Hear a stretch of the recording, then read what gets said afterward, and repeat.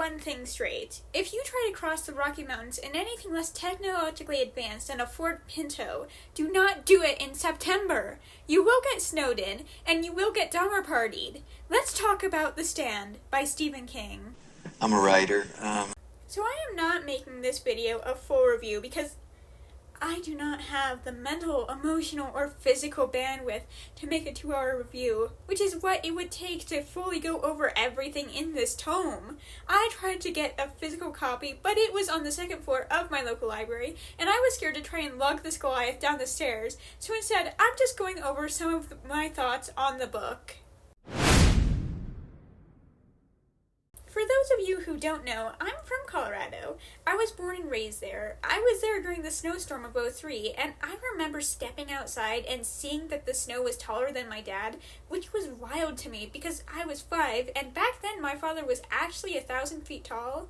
All this is to say, I know winters in Colorado, and as amazing as Stephen King did describing Colorado, it totally broke my immersion, not just that people kept crossing the Rockies on foot in fall and winter. You can't do that.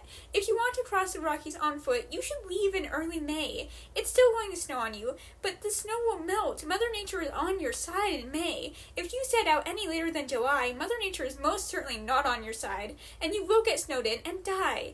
I would also like to take this opportunity to recommend Caitlin Doughty's and Puppet History's videos on the Dahmer Party, who technically ate each other in Utah, but close enough. Hey, I'm hungry. You hungry? With that said, though, I was really impressed with the research Stephen King did on Colorado and its geography. There's this one scene where the kid and Trash Can Man are on their way through Colorado, and they have to edge this way around some stalled cars on a narrow mountain road. And I know that spot! That's the spot between Silver Plume and Georgetown. Then Trash Can Man gets to Eisenhower Tunnel, which I love the characters passing through the tunnel, how visceral and scary it is, and it was so funny to me how spooked he got. Don't get me wrong, Eisenhower Tunnel is scary in the best of conditions, but it also has a walkway, and then Trash Can Man tries to find a road over the mountain, and he can't, which is hilarious to me, because the road is right there. Alright, if you are coming at the Eisenhower Tunnel from the east, and you're staring at it, look left. You will see some buildings. Those are Loveland Ski Area. Head to the ski area, and you will find a paved road. The road is Loveland Pass. Follow it over the mountain.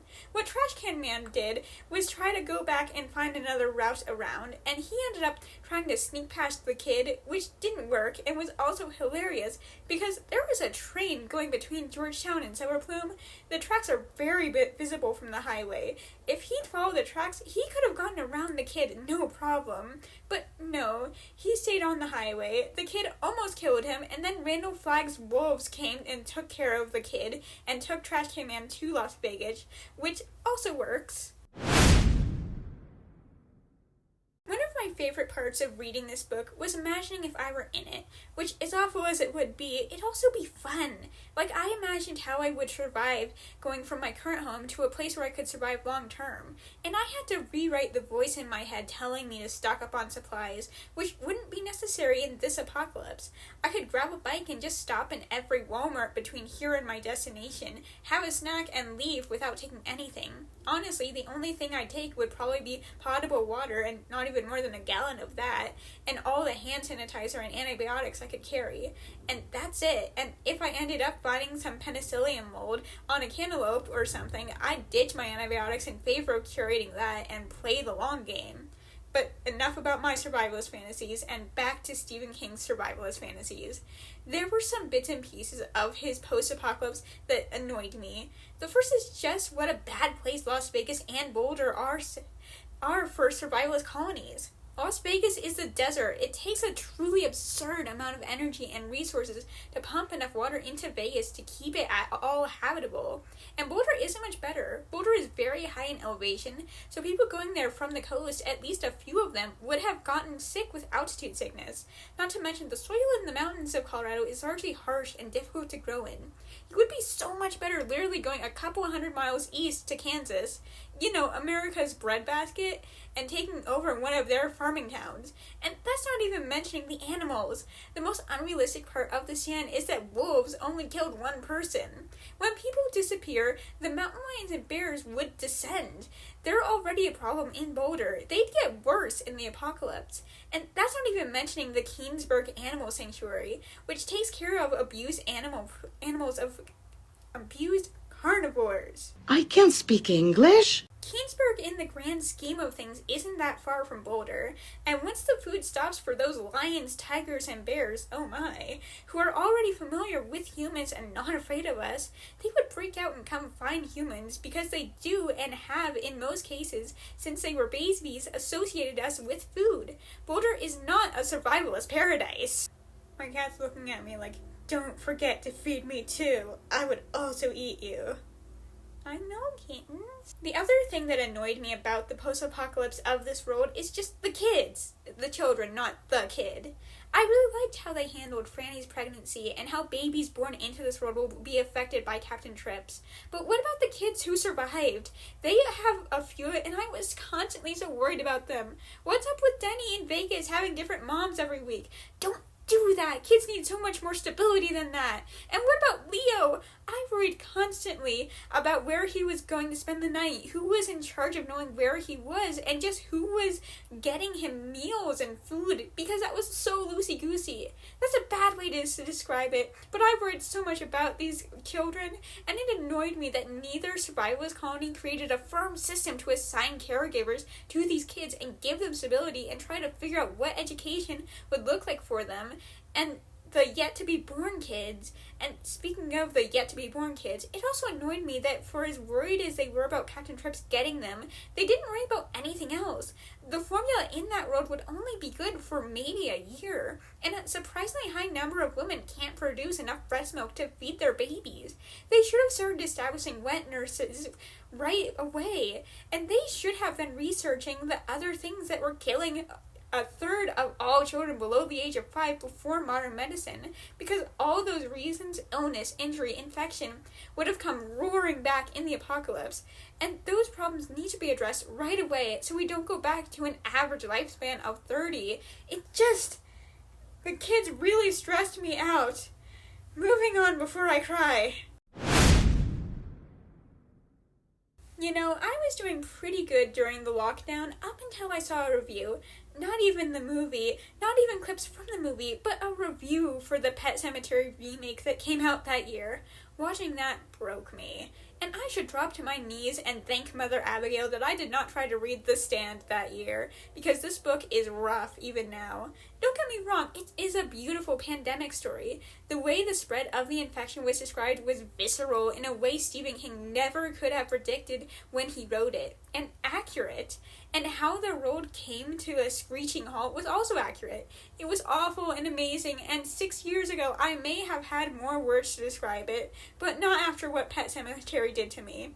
All I'll say is that in 2020 broke you too. You'll probably love the first part of this book. Now, moving on. The Stand was very long with a lot of characters, and having a big cast of characters, if done wrong, is overwhelming and will drive off your audience. But if done right, it's this. There were so many fun characters. There was even this bit in the book describing how people post-pandemic died of stupidity, and let me tell you, that little boy who fell in a hole haunts me. Stephen King wrote so many memorable, complex characters who are so fun. And even more impressive than that, he wrote diversity. Granted, this book was written in 1975, the diversity isn't great, but the fact that it's there at all is better than even some modern books, especially apocalypse or post-apocalypse books. I will say there are black characters in this book, and Stephen King uses the slur. And I was driving and listening to the audiobook and got pulled over when I heard that slur one too many times, because every time I heard it, I got struck by lightning and swerved my car a little bit. So be warned about that. But Mother Abigail was actually a very interesting, if not tropey character, and they also kept describing Leo as having Chinese eyes, which also not great. I'll make a video later on do's and don'ts of writing characters who don't look like you, and that description is definitely in the don't category. You're different, and I don't like you! And it was also great reading the antagonist characters. I feel like a lot of us know someone like Lloyd, and then there were characters like Harold or Trash Can Man, who if only one thing went really right when they were younger, or if things hadn't gone so horribly wrong in their formative years, could have turned out to be so good. And it was tragic and so entertaining reading about them, and also so satisfying seeing how they both died.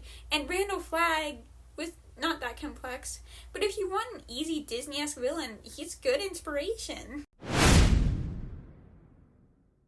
In the author's notes at the beginning of this book, Stephen King said he's been accused of having diarrhea of the mouth, and the people who said that to him were right.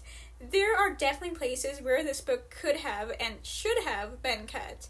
Some places meander, there's so much backstory, and not all of it is necessary. If you're struggling to condense your own story, I'd just take a chapter of The Stand and whittle that down to get you in the right headspace. But there was also so much great writing. It's Stephen King, of course there was. I will say, the final confrontation in Vegas really threw me. I figured there'd be a Deus Ex Machina because spiritualism and The Shining was a big plot point in this book, but I was more expecting Mother Abigail to appear in the sky or something.